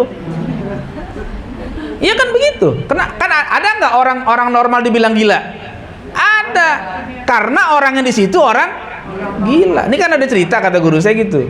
Di rumah sakit jiwa kan orang-orangnya gila. Ya, begitu dokter datang orang-orangnya pada bilang, "Ih, dokter gila." Gitu. Padahal yang normal siapa? Dokter yang normal. Yang gila siapa? Itu pasiennya kan pada gila. Tapi kok bisa ngatain dokter gila? Karena dia gila. Jadi kalau kita masuk ke sistem yang nggak bener, kita coba-coba ngomong begini, lo sok suci banget lo, beginilah, lo udahlah, tenang, ini lo karena baru aja, kan gitu kadang-kadang tuh. Kita juga lama-lama kebiasa gitu. Nah, akhirnya begitu. Akhirnya ke bawah, yang tadinya soleh, yang tadinya baik, mulai tuh ke bawah, akhirnya masuk lebih dalam. Makanya kalau udah ngelihat kira-kira ada tempat kerjaan, ini nggak baik, tinggalin udah. Rezeki Allah nggak cuma di situ, di tempat lain banyak. Pergi. Itu kalau berani. Ya, jadi jangan kita ini dalam semuanya, di kantor, ya di namanya organisasi itu nggak semuanya orang baik, kadang-kadang ada juga orang-orang yang nggak baik di situ. Kalau dibiarin, udah. Kalau kita nggak bisa ngubah orang lain, diri kita yang ubah. Gitu aja prinsipnya. Kita udah berusaha ngubah, ternyata nggak bener. Coba kita kasih masukan begini, udah kita keluar. Daripada kita kena masalah, keluar. Gitu. Nah, itu yang bener kayak begitu. Ya begitu juga dalam masalah kekuasaan. Kira-kira nggak bener, tinggalin. Buya Hamka berani mundurin diri jadi ketua MUI. Ya kan? Kenapa? Karena ada desakan yang nggak sesuai dengan syariat, nggak mau. Diancam mau dipecat, jangan diancam, jangan dipecat. Saya mundurin diri. Emang jabatan buat apa sih? Nggak begitu Buya Hamka tuh. Masya Allah, orang yang sangat soleh begitu, punya prinsip. Ya. Keempat, nah nih buat kita juga nih. Warabi mimma tada'u alla taqbala syai'an min ata'il umara wa hadayahum wa in alimta annaha minal halal li'anna at-tama' yufsidud din li'anna yatawalladu minhu al-mudahana wa mura'ata janibihim wal muwafaqa fi dhulmihim wa hadha kulluhu fasadun fid din. Di antara yang perlu kau tinggalkan, jangan kau menerima sedikit pun pemberian dan hadiah dari para pejabat meskipun engkau tahu bahwa itu halal, karena sifat serakah itu merusak agama. Dan sifat ini akan melahirkan sikap menjilat, menjaga perasaan mereka, dan menyetujui kezaliman mereka. Ini semua adalah kerusakan dalam agama. Itu izzah tuh. Iya, meskipun halal, tapi sebaiknya ditinggal. Apalagi yang kita nggak tahu halalnya. Kebanyakannya syubhat. Bisa jadi haramnya. Atau halal.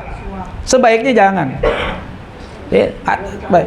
Makanya ada orang-orang yang masih punya prinsip begini nggak mau menerima sembako. Kadang-kadang ada ulama yang soleh diminta untuk begini-gini, dia bilang saya mau, tapi saya nggak menerima gajinya. Tapi begitu, saya mau jadi penasihat, saya nasihat aja, tapi kalau gaji nggak usah, saya nggak perlu. Nggak mau, karena takut. Saya jalanin karena ini amanah dari Allah Subhanahu Wa Taala. Tapi kalau sampai ini saya nggak, saya kalau mau digaji saya nggak mau, karena khawatir. Tapi kayak begitu, ya. Apalagi kalau lagi musim-musim tertentu, ya, banyak orang-orang pejabat deketin ulama, itu ngeri banget itu. Ya, yang biasanya gini hari nggak datang ke ulama, kalau musim tertentu rame nggak? Pakai kain sarung, kayak peci, kayak sorban. Ada maunya, kadang-kadang gitu. Ya, itu ngeri. Hatta halal, bisa jadi itu halal, bisa jadi itu dari usaha dia pribadi segala macam. Ya, tapi juga kita hari ini ngelihatnya beda lagi zamannya. Zaman dulu mungkin ada, zaman sekarang kita nggak tahu. Makanya yang paling apik udah tinggalin yang kayak gitu-gitu. Saya dulu pernah tuh waktu zaman ngaji sama guru saya di Jakarta gitu. Kalau lagi musim-musim pemilu gitu ya. Tuh dia dapat kabar tuh bahwa calon tertentu mau datang ke rumahnya tuh. Mau nemuin. Nah, itu akhirnya guru saya suka ngomong saya, "Besok ini ada acara nggak?" "Nggak ada." "Yuk jalan-jalan mana yuk?" gitu. Jalan-jalan kita keluar. Ngindarin itu orang mau datang ke rumah guru saya. Guru saya paling nggak mau nerima yang gitu. Udah kita jalan. "Mana?" "Udah jalan aja udah. Anda nggak mau denger orang datang begini enggak." Pergi kita keluar sampai sore, sampai malam baru pulang gitu. Jalan-jalan aja. Ini istirahat, duduk, sholat, jalan lagi kemana ngobrol. Ngajinya begitu. Saking nggak mau didatengin tuh guru saya. Nggak mau. Kenapa? Karena khawatir. Ya, khawatir nanti berubah. Jadi beliau tetap punya prinsip tapi nggak mau kayak begitu. Apalagi hari ini fitnahnya lebih besar. Ya, kita deket-deket nih di foto, dianggap kita ngedukung.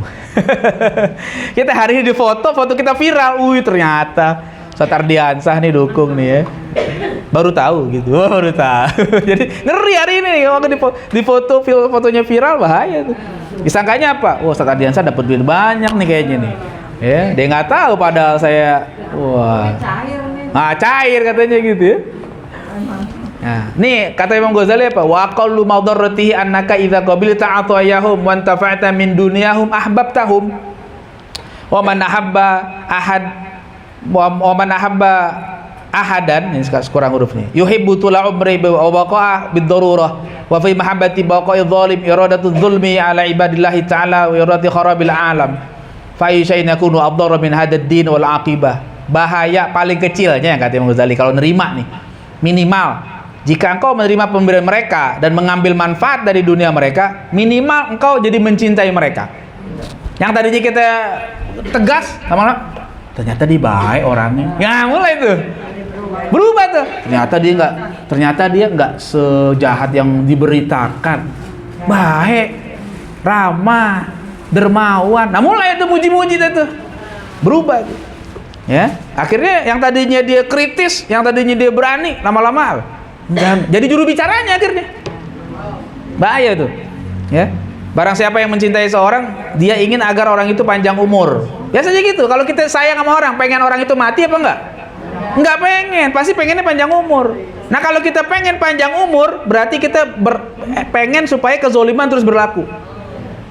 gitu ya. Kita kan seneng jangan mati, kita doain biar panjang umur, berarti kita mendoakan supaya kezaliman berlaku terus.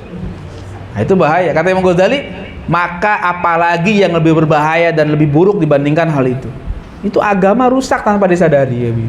Ya, makanya kenapa para ulama dulu itu sangat menjaga diri dari bergaul. Bukan nggak dia bergaul, jaga, tapi kalaupun dia harus ngomong, dia akan ngomong apa adanya. Dia berani ngomong menyampaikan. Ya, tapi kalau dipaksa untuk kadang menerima jabatan tertentu, mereka nggak mau. Kenapa? Karena khawatir akibatnya, nggak independen. Ya, Imam Malik didatengin Khalifah Harun ar-Rasyid, Khalifah yang soleh, kurang soleh apa tuh Harun ar-Rasyid? Datengin, diajak pindah. Ya Imam, baiknya Anda pindah ke Baghdad aja sama kami. Kata Imam, enggak, saya nggak mau pindah. Saya di Madinah. Saya biar dekat Nabi, biar nggak dekat Khalifah, dekat Nabi. Di Madinah ada Nabi. Yang mungkin Nabi udah dikubur, tapi dia lebih suka dekat Nabi. Ya udah. Terus katanya kalau Anda di sana, Anda bisa ngajarin anak-anak saya di istana gini. Enggak, katanya. Kalau anak Anda pengen ngaji, keluar bareng orang-orang, jangan privat. Ya, al ilmu yu'ta wa la ya'ti, itu kata-kata beliau. Ilmu didatengin, bukan ngedatengin. Dia nggak mau datang ngajarin anak-anak di istana tuh nggak mau, Imam Malik. Ya, terus akhirnya dikasih duit Imam Malik, berapa dinar, banyak tuh, kalau sekarang berapa M lah gitu. Terus kata Imam Malik, ini buat apaan? Dia ngomong gitu, buat apaan? Hah? Buat saya, buat apaan? Mengajak saya ke sana? Enggak, kalau mau nih ambil, saya nggak perlu duit Anda, digituin Imam Malik. Ya, kalau Anda mau nyogok saya dengan ini, saya nggak mau terima. Kata Imam Malik, kata Harun ar-Rasyid, enggak, itu bukan untuknya. Udah, itu hadiah saya buat kamu. Ya udah, kalau hadiah saya terima. Tapi habis itu langsung dibagiin ke muridnya, itu buat ente semua, buat belajar. Imam Malik kan terima itu, nggak mau, kosong akhirnya teman-teman. Begitu, bagiin aja semua itu ke orang, bagi-bagiin sana. Tuh. Abu Hanifah didatengin oleh utusan raja ketika itu Khalifah datang, ngasih duit, ditolak sama Abu Hanifah, nggak mau, didatengin lagi berkali-kali, sampai akhirnya dipaksa nerima. Udah, akhirnya udah dipaksa, biarin, udah ambil. Begitu orang pulang, taruh di pojokan. Kata Abu Hanifah apa? Kalau abah nggak ada, kalau ngomong sama anaknya, balikin titipan raja tuh di sini tuh. Jadi jangan diutak-atik tuh duit katanya. Begitu Abu Hanifah meninggal tuh duit dibalikin. Apaan duit apa nih? Kata abah, kata anak itu, ini titipan Anda yang dititip ke abah. Jadi dia nganggap itu pemberian, titipan. Taruh aja tuh, nggak dicolek-colek, kata sedikit, apalagi dilihat, kali itu dipirit, berapa duit? Enggak. Dinar, bilang itu titipan raja ya, aneh nggak tuh? Titipan kita jagain aja, tapi kita balikin nanti. Itu anaknya bener, nah itu makanya. Jadi ulama-ulama kayak gitu dulu. Jadi ketika dia dengan raja, dia bukan muji-muji, enggak. Bukan orang-orang yang suka cari muka, yang supaya dapat jabatan, enggak. Dia justru menolak. Abu Hanifah itu sampai pengen diangkat jadi hakim, nggak mau. Ya, sampai nolak. Kenapa? Bukan karena apa-apa, karena mudaratnya lebih besar dilihat. Dia bilang, Anda ini kenapa nggak mau jadi hakim? Dia nolak dengan cara halus, dia bilang, saya itu nggak pantas jadi hakim, karena saya itu orang yang nggak bener. Kata raja apa? Anda bohong. Lah kalau saya bohong apa lagi katanya? Kan Anda bilang saya bohong, berarti saya lebih nggak pantas jadi raja, jadi hakim. Akhirnya bingung tuh mau jawab apa tuh gitu. Kalau Anda percaya sama saya, berarti saya nggak layak. Kan saya udah ngomong diri saya itu bukan orang baik. Terus kata dia, Anda bohong. Nah, kalau Anda tuduh saya bohong, berarti kan lebih parah. jadi jangan jadiin saya hakim katanya. Nah, jadi begitu. Jadi ulama-ulama yang tegas ya dalam bergaul dengan, bukan mereka nggak kenal, tapi sikap itu yang dijaga, independensinya itu dijaga. Karena khawatir kalau sering nerima jadi akhirnya lupa. Ya, ada insya Allah ulama-ulama yang kayak begini masih ada, ya, yang betul-betul punya izzah. Ya, ini gambarannya gini kira-kira tuh. Ya, jadi kalau nerima hadiah, jadi cinta sama pemberi hadiahnya.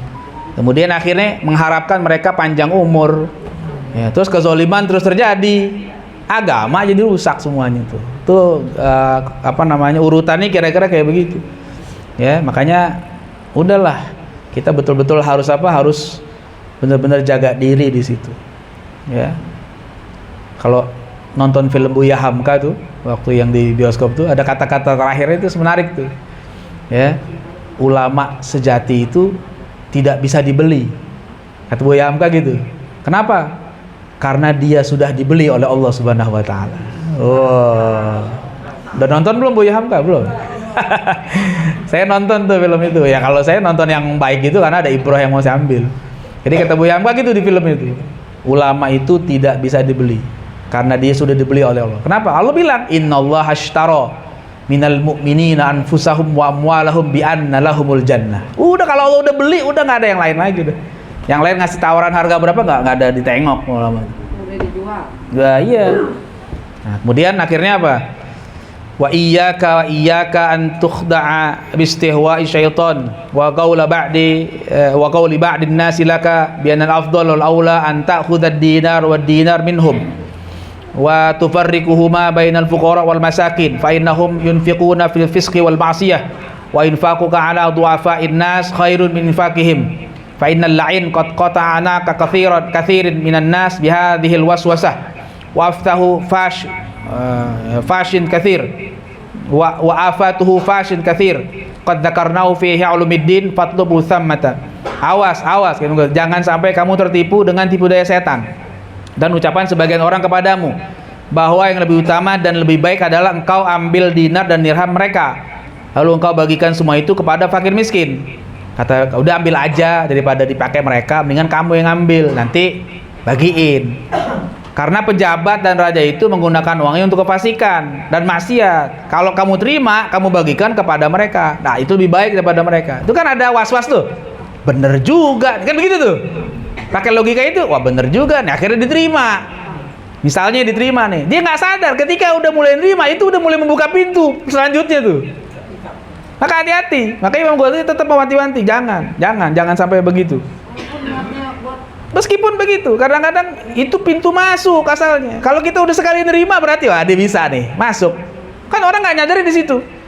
Orang mengambil logikanya adalah kita bisa bagiin manfaat daripada nanti dibagi-bagi sama dia. Iya, logikanya kadang-kadang bener. Makanya kata Imam Ghazali apa tuh? Sungguh setan yang terkutuk telah membinasakan banyak orang dengan was-was semacam ini. Bahayanya mengerikan dan banyak. Telah kami sebutkan di dalam Ihya Ulumuddin. Di situ lebih detail tuh Imam Ghazali di Ihya. Ketika kita pakai logika gitu, daripada dipakai sama dia, kita aja terima, kita bagi. Nah, sekarang pertama, dalam masalah harta, kan harus jelas sumber dari mana. Nah, sekarang kita sumbernya nggak tahu, kita terima, kita bagikan. Ya nggak bisa. Nama binnya tuh amalnya bagus, niatnya bagus. Nggak bisa cuma satu, nggak cuma niatnya doang. Al-amal pakai alif lam, an-niat pakai alif lam. Kata ulama itu niatnya harus bagus, amalnya harus bagus. Nah kalau seandainya niatnya doang bagus, ya besok orang, maaf ya, misalnya orang berjudi, niatnya pengen bantuin masjid, boleh apa enggak? Nah kan niatnya bagus. Nah sekarang lagi musim sepak bola nih, Piala Dunia nih, taruhan judi, taruhan bola, boleh nggak? Brazil lawan apa gitu misalnya. Kalau menang, wah gue niatnya gue nazar, pengen bantuin bangunan masjid, boleh apa enggak? Nah, nggak boleh, kan niatnya bagus, tetap nggak boleh. Kenapa? Amalnya judi, nggak boleh. Betul. Makanya khawatir nih, kata Imam Ghazali, kebanyakan orang gagal di sini. Karena ketika dibilang itu udah daripada dia yang ngabisin, mendingan kita bagiin. Ternyata itu justru membinasakan diri kita, bahaya. Kedepannya kita bakal gampang. Kemarin nerima, besok lama-lama kita nggak bisa nolak. Sekali dikasih kita susah nolaknya tuh. Ya, ketika kita udah nerima sekali, besok dibilang kemarin bisa nerima. Mungkin yang pertama itu duitnya baik, mungkin. Kan besok-besoknya kita nggak tahu. Tapi kita udah terlanjur buka pintu. Itu masalahnya. Makanya Imam Ghazali udah tahan, jangan. Sidogiri sampai sekarang nggak pernah nerima bantuan pemerintah. Pesantren Sidogiri itu Jawa Timur. Bisa lihat videonya di YouTube. Dari dulu, itu lain urusan itu mah. Ya, jadi sebenarnya ada orang-orang gitu. Sidogiri sampai sekarang tuh ada videonya di YouTube, cara aja Sidogiri menolak bantuan dari dulu tuh. Sampai dikatain sombong sama pihak utusan yang datang. Kata dia jelasnya kuat. Ini amanah dari para pendiri dan para masyayikh kami dari dulu. Udah. Jadi nggak pernah nerima. Gus Bah Sarang dari Mbah Maimun. Lain-lain. Tapi Sidogiri kan pesantren tua. Hampir 300 tahun umurnya. Makanya sampai sekarang begitu keberkahannya itu. Karena apa? Karena sangat menjaga, izzahnya luar biasa. Jadi nggak udah.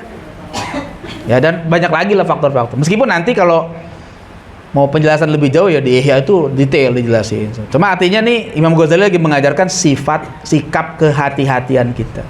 Hati-hati gitu loh. Ya jangan sampai kita gampang masuk kemudian oh iya ya, dan akhirnya tanpa disadari itu kita yang membuka diri kita. Ya, jadi akhirnya nggak apa-apa lama-lama begitu. Ya, kalau orang apik kata Nabi kan gitu. Tidak sempurna iman seorang kalian atau kamu tidak akan menjadi orang yang benar-benar bertakwa sampai kamu meninggalkan yang belum tentu ada apa-apanya karena khawatir ada apa-apanya. Tuh, sampai Nabi bilang gitu dalam hadis tuh. Ya. La takunu minal muttaqin hatta tadoa ma la ba'sa bihi makhafata ma fihi ba'sun. Tuh terjemahannya tadi tuh. Orang nggak bakal jadi orang yang benar-benar bertakwa sampai dia meninggalkan yang belum tentu ada apa-apanya karena khawatir ada apa-apanya. Tuh kalau kita pengen jadi orang bertakwa kayak gitu. Itu kan namanya apik, qanaah. Ya, jadi akhirnya dia nggak gampang dibeli. Kenapa? Enggak. Mendingan dari awal ngomong enggak. Tapi kalau udah sekali, besok gampang. Nggak enak, ya ada rasa nggak enak, kita kalah nanti. Wallahu a'lam. Ya begitu, kira-kira nasihat Imam Ghazali buat penguasa dan buat kita juga lah. Silakan kalau masih ada yang mau disampaikan. Jadi orang yang begitu tuh bisa jadi wali. Itu sih bukan wali lagi tuh. Nah, kalau ada yang mau tanya silakan. Mangga, Bu. Assalamualaikum warahmatullahi wabarakatuh. Halo. Ustaz, kan ada hadis mengatakan bahwa zaman saat ini tidak akan datang sebelum setelah itu lebih buruk daripada zaman saat ini. Itu termasuk pemimpinnya juga nggak begitu, Ustaz? Kan masuk. Supaya tiada ikut zaman tuh ilalah juga berusaha itu atau Iya, secara umum begitu. Semuanya, bukan cuma pemimpin politik, termasuk ulamanya juga. Fenomena ulama su hari ini makin banyak daripada zaman dulu. Jadi semuanya memang akan kondisi lebih buruk sampai nanti datang pemimpin yang terbaik. Nah itu ketika itu datang kiamat. Gitu kan? Karena memang kondisinya udah semakin buruk. Jadi intinya gimana dong, Ustaz? Kan kita kan pemilih nih, pemilihan umum nanti 5 tahun lagi. Kita bisa milih aja kalau gitu. Orang nanti juga nggak benar juga pemimpinnya. Nah itu masalah fikihnya memang, nah disitu ya menyikapi itu perlu mengkaji lagi lebih ini. Di situ pilihan masing-masing. Makanya pemilihan umum itu kan bukan kewajiban, hak. Masing-masing punya pilihan, mau milih boleh, nggak milih juga boleh. Nah tinggal ya masing-masing punya dalil itu. Ya kalau yang nggak milih dengan alasan begini ini itu hak dia. Yang mau milih dengan dalil begini-gini ini itu hak dia. Tapi sesuai yang tadi Ustaz bilang bahwa meninggalkan sesuatu yang mungkin ada apa-apanya, itu masuk benar itu di pemilihan. Ya di satu sisi betul, tapi di satu sisi lain mungkin ada pertimbangan yang lain lagi. Ya, makanya kita dalam masalah perkara gini memang ada khilafiyah di kalangan ulama begitu. Masing-masing nanti mereka yang tanggung jawab. Kenapa mereka punya pilihan begini? Kadang kita dihadapkan, karena gini, bagaimanapun juga hari ini kita dihadapkan pada kondisi yang tidak ideal memang. Soalnya gitu. Jadi ada juga sebagian ulama yang kadang-kadang memilih sikap yang tidak ideal. Tapi dia bukan nggak tahu, dia tahu sebenarnya. Cuma gimana? Kita dihadapkan dengan kondisi yang nggak ideal. Ya iya begitu masalahnya. Tapi ketika ada orang yang memilih jalan berbeda, ya udah itu hak. Makanya kan pemilihan umum itu hak bukan kewajiban. Jadi kita nggak bisa menyalahkan juga sebenarnya sepenuhnya ketika ada yang nggak milih. Ya memang mungkin dia jenuh juga dengan kondisi begini-gini. Tapi satu sisi lain masih ada yang tetap kita milih. Meskipun ini paling nggak kita udah berjuang, berusaha. Kalaupun nggak bisa ya paling nggak ada usaha yang bisa kita lakukan. Kita nggak akan bisa mengubah 100% jadi ideal kayak itu, nggak susah. Butuh waktu yang lebih lama mungkin. Makanya sebenarnya pergantian pemimpin politik itu nggak akan mengubah banyak, nggak akan, karena yang kita tahu lah yang kandidatnya juga nggak pernah sampai titik ideal. Makanya sebenarnya kalau pengen perubahan yang sangat mendasar bukan lewat politik, lewat pendidikan. Jadi pendidikan itu harus diperbaiki sehingga nanti anak-anak didik kita jadi orang baik. Kalau anak-anak didik kita jadi orang baik, nanti mereka yang maju kan. Nah itu bisa pada tahap ideal nantinya itu. Kenapa? Akhirnya kita memilih siapa aja semuanya baik. Jadi bukan lagi slogannya memilih yang lebih baik dari yang terburuk, bukan. Tapi memilih yang terbaik dari yang baik. Kalau anak-anak kita bisa kita didik dengan baik. Tapi kalau cuma mengharapkan lewat jalur politik saja, nggak akan bisa. Nggak akan pada titik ideal. Pasti akan ada. Kenapa ya? Orang-orang yang terpilihnya gitu. Ya kan? Susah. Dan itu memang tantangannya berat kayak gitu. Ya. Butuh waktu lama, bahkan mungkin bisa jadi kita nggak ngalamin. Waktu Imam Ghazali hidup, kan umat Islam kalah sama tentara salib. Padahal waktu itu umat Islam banyak secara jumlah. Kenapa kalah? Karena konflik internal. penguasanya pada glamor hidupnya, hedon segala macam. Terus gimana dong? Karpin ganti mau di apa namanya, mau dikudeta, nggak juga nyelesain masalah. Akhirnya Imam Ghazali fokus dengan keilmuan. Itu makanya nulis Ihya Ulumuddin. Nulis Ihya Ulumuddin itu untuk memperbaiki, karena masalah pertamanya waktu itu bukan cuma penguasa, ulamanya rusak. Nah, penguasa itu rusak gara-gara ulama rusak. Dia punya legalitas dari ulama yang nyariin dalil-dalilnya tuh. Jadi ulama yang rusak nyariin dalil buat penguasa. Akhirnya penguasa melanggengkan kezoliman. Imam Ghazali memperbaiki ulamanya dengan Ihya Ulumuddin itu. Tuh diperbaiki sampai muncul madrasah-madrasah yang mengadopsi pemikiran Imam Al-Ghazali, dilanjutkan oleh Syekh Abdul Qadir Al-Jilani, kemudian dilanjutkan lagi oleh Ibnu Taimiyah dan yang lain-lain. Sampai akhirnya 90 tahun kemudian kurang lebih baru Islam menang lawan tentara salib. Imam Ghazali udah meninggal. Tapi saham itu dari beliau. Ya, jadi memang, dan setelah itu baru baik kondisinya. Ya, tapi kalau ngandelin pemimpin yang ada ya Masa susah. Imam Ghazali kayak sekarang berarti. Ya memang. Sekarang bisa lebih parah. Dulu parah, sekarang lebih parah. Maksudnya zaman kayak gitu ada Imam Ghazali, sekarang ada Nah. yang saya Jadi harus ada orang yang punya semangat ya, orang-orang yang kalau dulu kekuatan Imam Ghazali juga mungkin pengaruhnya kuat, dia disegani, dia sebagai tokoh yang sentral. Sekarang mungkin kita perlu orang-orang gitu yang bisa memimpin ulama-ulama juga, sehingga nanti suaranya kuat. Dan beliau kan selain dia memperbaiki ulama secara pribadi, beliau mengurangi konflik. Makanya dulu kan sama kondisinya dengan sekarang. Jadi main tahdzir, main tabdi, main takfir, bahkan sampai konflik berdarah. Itu Imam Ghazali melihat itu kok pada begini nih. Mau sampai kapan kita kayak begini? Imam Ghazali coba ngedamain tuh. Sampai dicegah-cegah. Nih Hambali nggak boleh mengkafirkan Mu'tazili. Mu'tazili jangan mengkafirkan ini, Asy'ari jangan begitu. Imam Ghazali dengan resiko itu nggak populer. Termasuk Imam Ghazali dikafirkan juga oleh sebagian yang lain. Tapi dia tetap aja nyadarin umat. Gitu. Enggak sampai 100%, tapi paling enggak kondisi mulai berubah pada masa itu. Akhirnya bisa tuh umat Islam internalnya udah bener, baru ngadepin orang kafir bisa menang ketika itu. Tapi itu dia udah nggak ngalamin ketika itu. Tapi generasi berikutnya itu yang luar biasa hasil didikan beliau itu. Ya. mungkin terakhir kan sikap masyarakat gitu kan, katanya ada dalil kalau pemimpin memukul mau apa segala macam terima aja, itu gimana? Sebenarnya itu adalah sikap agar kita tidak membuat kerusakan yang lebih besar. Ya, sabar itu bukan berarti diam. Ya, sabar itu boleh misalnya menyampaikan nasihat, mengkritik, itu boleh. Apalagi di sistem kita memang membolehkan kritik. Tapi jangan sampai kita memberontak, itu yang nggak boleh. Karena itu akan membuat kerusakan. Ya, dalam akidah Ahlussunnah wal Jamaah memang nggak boleh memberontak kepada pemimpin yang sah. Mereka zolim, iya betul mereka zolim misalnya ya. Tapi kalau kita berontak akan lebih rusak lagi. Gitu. Makanya ada kaidah. Kalau hadis kan bilang la dororo wa la diror. Hadis gitu kan, nggak boleh membahayakan diri sendiri dan orang lain. Muncul kaidah tuh, ad-doror yuzal. Sesuatu yang membahayakan harus dihilangkan. Tapi ada kaidah berikutnya, ad-doror la yuzalu bid-doror. Sesuatu yang berbahaya nggak boleh dihilangkan dengan cara yang berbahaya juga gitu. Karena kalau gitu nggak akan kelar. Jadi ketika kita menghadapi pemimpin yang gitu, sabar ya sudah, kita sikapi, kita tetap berusaha, kita bekerja, kita kalau berani nasihati, ada yang menasihati, ada yang mengkritik, ada yang vokal. Dan sebenarnya kalau kita lihat sejarah, sebenarnya umat itu nggak terlalu banyak bergantung pada khalifah kok. Umat itu sepanjang sejarahnya lebih bergantung pada ulama daripada pada khalifah.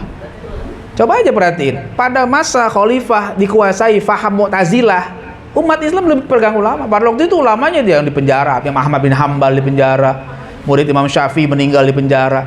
Tapi ulama tetap jadi pegangan. Khalifahnya nggak karu-karuan, tapi mereka tetap pegang ulama. Nah, masalahnya tinggal ulamanya juga nih yang harus jaga. Gitu. Jadi kalau ulama menjaga, kalau dipaksa untuk berontak, itu dorornya lebih bahaya. Kayak Sudan ya kan? Sudan contohnya itu. Makanya kasus Mesir misalnya, ketika kasus Asisi, itu ulamanya kan menahan. Coba kalau enggak, Azhar hancur semua tuh. Beneran. Kita tidak mengatakan Asisi baik 100%. Dia zolim juga. Tapi kenapa Syekhul Azhar mengambil sikap begitu? Karena dia tahu, ini kalau kita ngelawan, untuk mudaratnya lebih besar. Berapa banyak yang mati? Itu aja sebagian ketika melawan itu di Rabi'ah itu kan udah mulai banyak yang mati kan. Itu konsekuensi ulama yang ngerti kondisi kayak gitu. Termasuk di Suriah. Pada masa Syekh Ramadan Al-Buti kan begitu. Orang-orang yang nggak paham kondisi di sana menuduh Syekh Buti macam-macam. Ya anggap pro Bashar Assad lah dan sebagainya. Padahal kata Syekh Buti, kan saya tinggal di sini, saya lebih tahu kondisi di sini kayak apa. Coba ketika itu, dan beliau sudah, kata murid-murid beliau udah nyampaikan, nih apakah ada fitnah besar begini, dia udah ngasih tahu tuh. Nah, kemudian orang yang nggak paham melihat dari luar, dari jauh menuduh, oh, dia memang ulama pemerintah lah begini. Padahal dia tahu, Syekh Buti itu bukan hanya berhadapan dengan Bashar Assad, sama bapaknya. Jadi udah tahu lebih dulu. Cuma sikap itu yang kadang-kadang tidak populer, ya, karena menghalangi, mencegah bahaya yang lebih besar akan muncul. Coba ketika nanti waktu itu diajak revolusi mau, yang nguasain bukan orang kita kan, ujung-ujungnya Donald Trump dan kawan-kawan akhirnya yang akan masuk ke situ, rusak. Makanya ulama-ulama yang tahu wakil realitanya dia akan mengambil sikap, meskipun kadang-kadang awalnya akan dianggap macam-macam. Oh begini begitu. Ya sekarang di Azhar meskipun tidak ideal tetap pemimpinnya, tapi ulamanya pengajian sekarang udah mulai ramai lagi.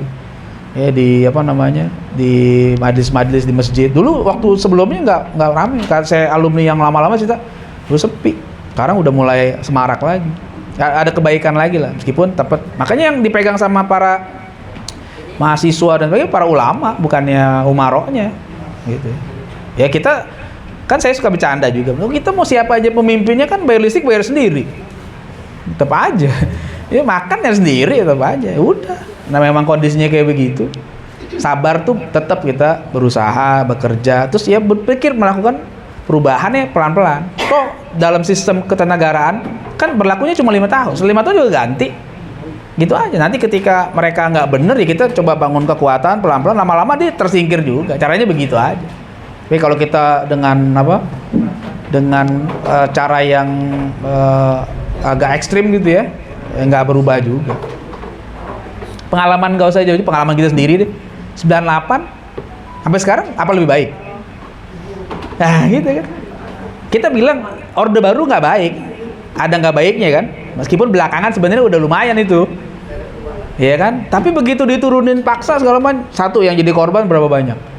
Banyak jadi korban. Kedua, setelah itu masuk era berikutnya, makin kesini juga nggak makin baik juga, gitu.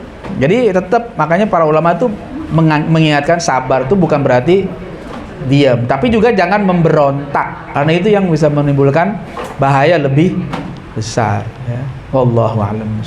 Ya demikian. Cukup ya, insyaallah, mudah-mudahan. Tapi jangan doakan saya jadi pemimpin dan jadi penguasa. Saya biar kalau saya takutnya nggak bisa ngajar Al-Quran lagi nanti. Demikian kita tutup dengan hamdalah dan doa kafaratul majlis.